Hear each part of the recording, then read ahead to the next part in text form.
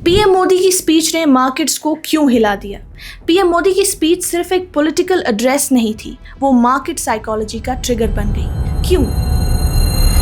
क्योंकि मार्केट्स को लगा अगर पीएम खुद अवाम को गोल्ड मत खरीदो, फॉरेन ट्रैवल अवॉइड करो, फ्यूल बचाओ कह रहे हैं तो शायद हुकूमत को अंदर ही अंदर किसी इकोनॉमिक शॉक का अंदाजा हो चुका होगा। एक मुल्क जब अपने अवाम से ऑस्टेरिटी या कम खर्च करने की अपील करता है तो ये सिर्फ इक्तिसादी मशवरा नहीं होता, ये आने वाले तूफान की दस्तक भी हो सकता है। आज हम बात करेंगे वजीर आज़म नरेंद्र मोदी के उस पैगाम की जिसने सिर्फ सियासत नहीं बल्कि मार्केट्स, इन्वेस्टर्स और आम इंडियन के जहन को भी झंझोर कर रख दिया है। पीएम मोदी ने अवाम से अपील की है कि जहां मुमकिन हो वर्क फ्रॉम होम को तरजीह दें, 1 साल तक सोने की खरीदारी से गुरेज करें, पेट्रोल और डीजल का इस्तेमाल कम करें, मेट्रो या पब्लिक ट्रांसपोर्ट का ज़्यादा इस्तेमाल करें, कुकिंग ऑयल का इस्तेमाल कम करें, 1 साल तक गैर मुल्की सफ़र से परहेज करें, केमिकल फर्टिलाइजर्स पर इन्हिसार कम करें और कुदरती खेती की तरफ रुझान बढ़ाएं, गैर मुल्की प्रोडक्ट्स का इस्तेमाल कम करें और स्वदेशी यानी देसी प्रोडक्ट्स को अपनाएं। लेकिन सवाल यही है, आखिर हुकूमत को अचानक ऑस्टेरिटी की ज़रूरत क्यों महसूस हुई?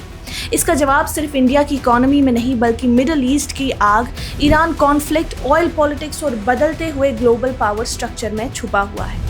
ईरान यूएस वॉर, ये जंग मुख्तलिफ क्यों है? आर्नोल्ड बर्ट्रैंड, एक राइटर और पॉलिटिकल एनालिस्ट, अपनी एक तहरीर में कहते हैं, एक वक्त था जब अमेरिका की जंगों को देखकर दुनिया के अंदर सिर्फ बेबसी पैदा होती थी। वियतनाम हो, अफगानिस्तान हो, इराक हो, लीबिया हो, सर्बिया हो, पैटर्न हमेशा एक ही था, एक अजीम कुव्वत का एक कमज़ोर मुल्क पर टूट पड़ना।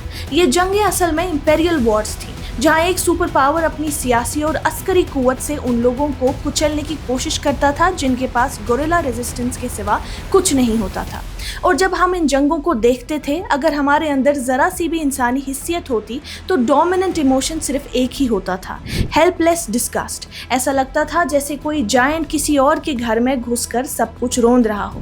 हाँ, अमेरिका ने इनमें से कई जंगें टेक्निकली हारी भी, वियतनाम से ख्वार होकर निकलना, तालिबान को हटाकर फिर तालिबान को वापस लाना, लेकिन पावर डिफरेंशियल फिर भी हकीकत था। कुव्वत हमेशा फतह की गारंटी नहीं होती, कभी जायंट सबको मार नहीं पाता और आखिर थक कर वापस चला जाता है। मगर इन विक्ट्रीज की कीमत क्या होती थी? एक जला हुआ मुल्क, एक तबाह इकोनॉमी, एक बर्बाद नस्ल। लेकिन ईरान, जहां दूसरे मुल्क सिर्फ सरवाइव करने की कोशिश करते थे, ईरान लगता है जायंट को कम्पीट कर रहा है। और यही वो नुक्ता है जो पूरी दुनिया के स्ट्रेटेजिक डायनामिक्स को बदल रहा है। वेस्ट एशिया इस वक्त शदीद तनाव का शिकार है। ईरान कॉन्फ्लिक्ट और रीजनल इंस्टेबिलिटी ने ग्लोबल ऑयल सप्लाई रूट्स को खतरे में डाल दिया है। क्रूड ऑयल प्राइसेस $105 पर बैरल के आसपास पहुंच गया है। और इंडिया की सबसे बड़ी कमजोरी क्या है? इंडिया दुनिया का तीसरा सबसे बड़ा ऑयल इंपोर्टर है। हम अपनी ज़रूरत का करीबन 90% ऑयल और 50% गैस इंपोर्ट करते हैं। मतलब अगर गल्फ में आग लगती है तो उसका धुआं सीधे इंडियन इकोनॉमी के अंदर घुसता है। ऑयल महंगा होता है तो ट्रांसपोर्ट महंगा होता है, लॉजिस्टिक्स महंगी होती है, फर्टिलाइजर्स महंगे होते हैं, फूड इन्फ्लेशन बढ़ती है और रुपी कमज़ोर पड़ती है। इसलिए पीएम मोदी ने न सिर्फ फ्यूल बचाने की बात की, उन्होंने फॉरेन एक्सचेंज रिजर्व्स बचाने की भी अपील की। सोने की खरीदारी अवॉइड करने को कहा क्योंकि इंडिया दुनिया का सबसे बड़ा गोल्ड इंपोर्टर्स में से एक है। यानी हुकूमत को डर है कि अगर ऑयल इंपोर्ट बिल बढ़ता रहा, गोल्ड इंपोर्ट्स भी बढ़ते रहे और रुपी प्रेशर में रहा तो फॉरेक्स रिजर्व्स पर ज़बरदस्त प्रेशर आ सकता है। पीएम मोदी की स्पीच ने मार्केट्स को क्यों हिला दिया? पीएम मोदी की स्पीच सिर्फ एक पॉलिटिकल एड्रेस नहीं थी, वो मार्केट साइकोलॉजी का ट्रिगर बन गई। स्पीच के फौरन बाद निफ्टी और सेंसेक्स नीचे आए, रुपी प्रेशर में गया, इन्वेस्टर्स नर्वस हो गए और इन्वेस्टर्स ने इस स्पीच को इकोनॉमिक स्ट्रेस सिग्नल के तौर पर इंटरप्रेट किया। ज्वेलरी कंपनीज, एयरलाइंस, होटल्स और ऑयल मार्केटिंग कंपनीज के शेयर्स नीचे गिर गए। टाइटन और इंडिगो जैसे स्टॉक्स प्रेशर में आ गए। क्यों?